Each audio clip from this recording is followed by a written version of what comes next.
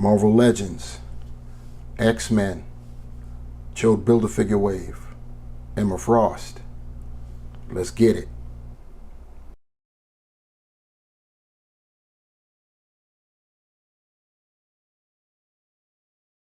What's good, my peeps? The Rock is back at you again with another action figure review. This time, courtesy of Hasbro Marvel Legends, we have the X-Men Chode Build-A-Figure Wave. This is Emma Frost. This is our first review in this wave, simply because it's the first one for me to come in. And fortunately, she's number one on the hit parade towards building Chode. So, yeah, that's how it's going to go down. Normally, I would start off with the figure that has no Build-A-Figure piece. In this case, that would be Cyclops, but I don't have him yet.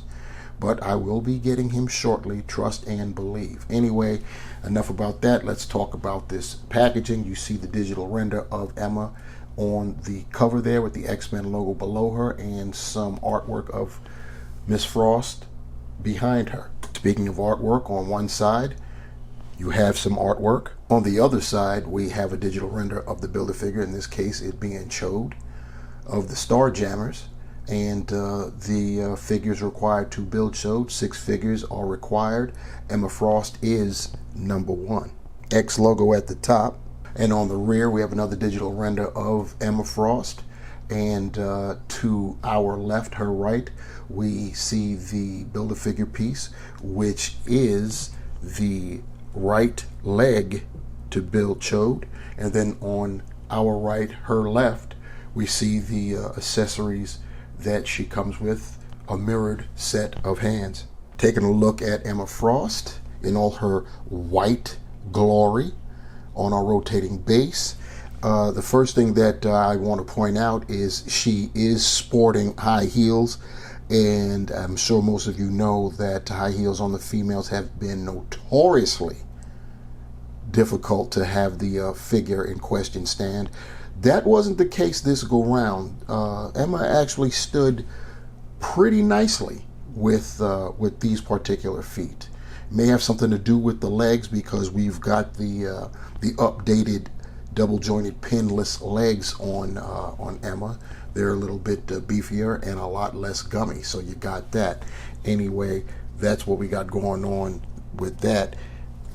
I'm just going to do this and show you the accessory, which is only the mirrored set of hands that I told you about, and that's about it. There's no reason to go into its own little mini segment there. I will show you the right leg for Chode. We will put that figure together when we have amassed all of the pieces. And you probably can already tell right now, anybody who knows, has been a collector of Marvel Legends for a minute, this is just a retooled abomination. The foot, anyway. The leg is basically a repurposed rhino leg. Taking a close-up view of that head sculpt, I'm of two minds with this. First of all, I'll say that the digital printing in and of itself, as far as the work being done, is top-notch, because the face does look realistic. However, I'm not really too fond of that face in particular. I don't know if it's the expression or whomever they use to model the face after, but yeah, I'm not really feeling this particular portrait of Emma. But that's just my subjective perspective.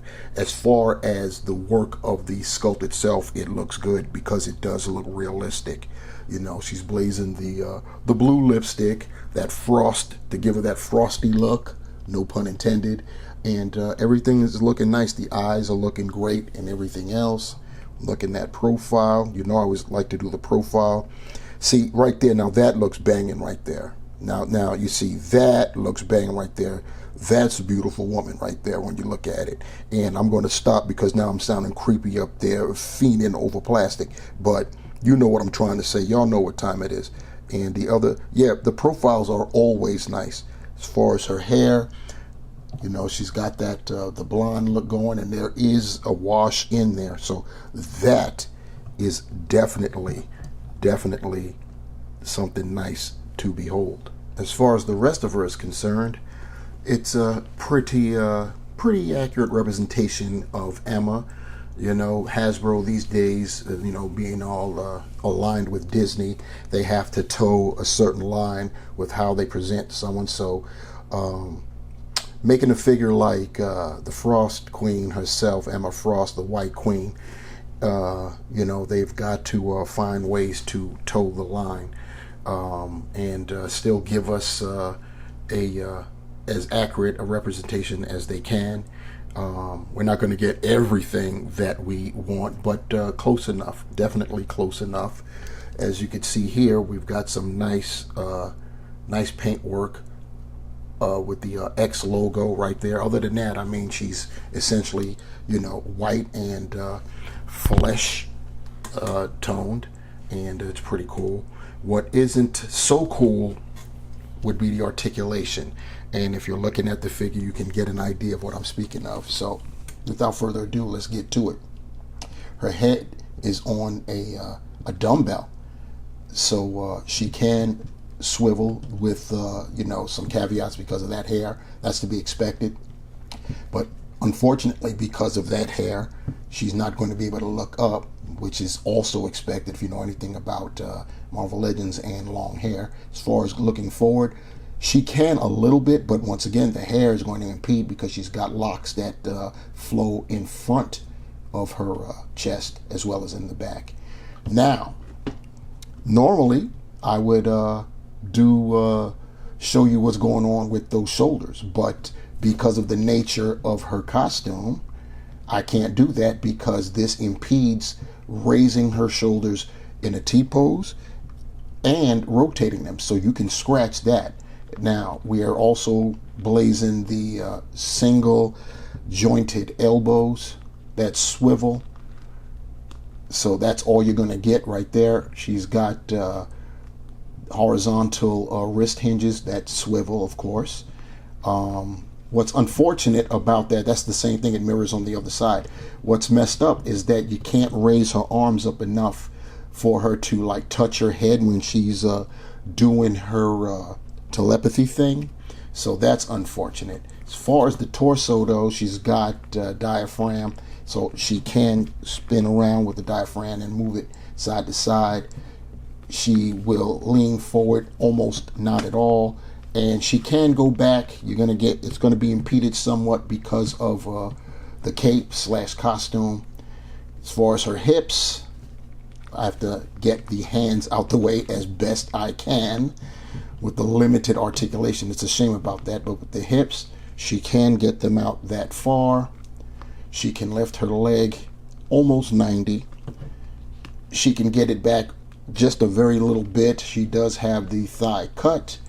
She does have double jointed pinless knees, as I stated previously. Let me make sure I can get both joints. There you go. And that's the reason why she stands decently with these heels here. She can point her toes that far forward, that far up. She does have ankle pivot, very nice. And you know what time it is. Holes, peg holes at the bottom of her feet.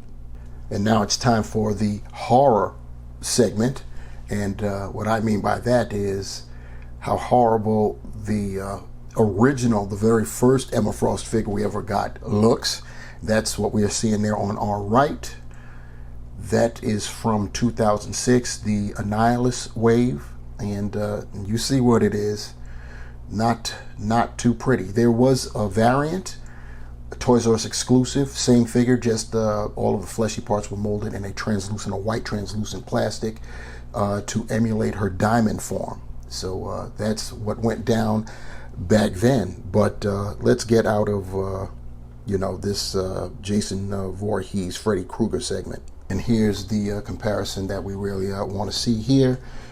The White Queen all in white. So what we've got going on our left, we have the White Queen from back when Hasbro was not in alignment with Disney, as I'm sure you know what I'm talking about. You could tell.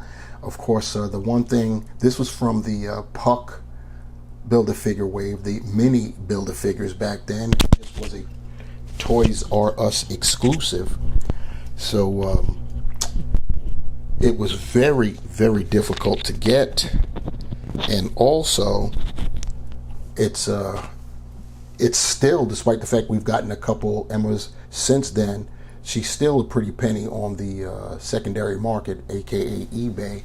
She did go down in price a little bit, but you know, scalpers, they're a stubborn breed. And yeah, so that's it with that. As far as what's going on the right side, that's Emma from the San Diego Comic-Con / Hasbro PulseCon from a few years ago. Hellfire Club, Emma Frost. And this is post getting down with Disney, just like our current Chode Build-A-Figure wave Emma is. And you know what I'm talking about there. To Hasbro's credit, they did manage to toe the line with these designs. They got as close to what Emma looks like as possible, both in her Hellfire Club costume and her X-Men costume as well. So there is that. And there is the difference of the gummy legs. I could tell you on both the Hellfire Club version and the Puck series version, the legs were pretty gummy, and that's not a good thing when you're blazing heels. I had to apply heat on the Puck series version in order to get those legs straight. They were crazy warped, and both versions there surrounding our Chode wave version were problematic to stand up. But as you can see, I've got them standing. I'm going to get out this segment before they drop on me. So the summary on our White Queen, aka Emma Frost of the X-Men from the Chode Build-A-Figure wave. Very nice looking figure. It's unfortunate that we can't do anything with the arms because of the cape. I did forget to mention that the cape does peg into the back, but I mean, it's still connected to her whatever you want to call that, bra or bustier. I think that's what they're called. So it's not like you can remove it anyway, but you do want to press it in so it's not showing as much as I've got it showing right now. I don't know if you guys can see it. I think the angle I have it, it's hidden, so that's cool. I can see it because I'm looking down upon the figure. But very nice looking figure, can't front. And unfortunately, we've traded aesthetics for functionality because the arm articulation is horrendous. Can't lift up the arms at all. No T-poses, no rotation, and they're single jointed swiveling elbows. So there is that. The lower half is cool. We've got the new updated legs, so they're beefier, so they're not gummy, and they're double jointed and pinless, and it makes standing on heels a whole lot easier, as you can tell just from her on that rotating base. I'm not even sweating that she'll fall because I have that much confidence in those legs. So you know, that's pretty cool. Hopefully we'll get other females with these legs. You know, at some point, you know, we got to do away with the single, well, they were double jointed, but they were the old school legs on the female buck, very gummy. And especially when you think about if they don't give the female figures flat feet, they were very problematic to stand. So if we get these type of legs on our female figures going forward, our standing issues will be a thing of the past. And that, my friends, is how it's done.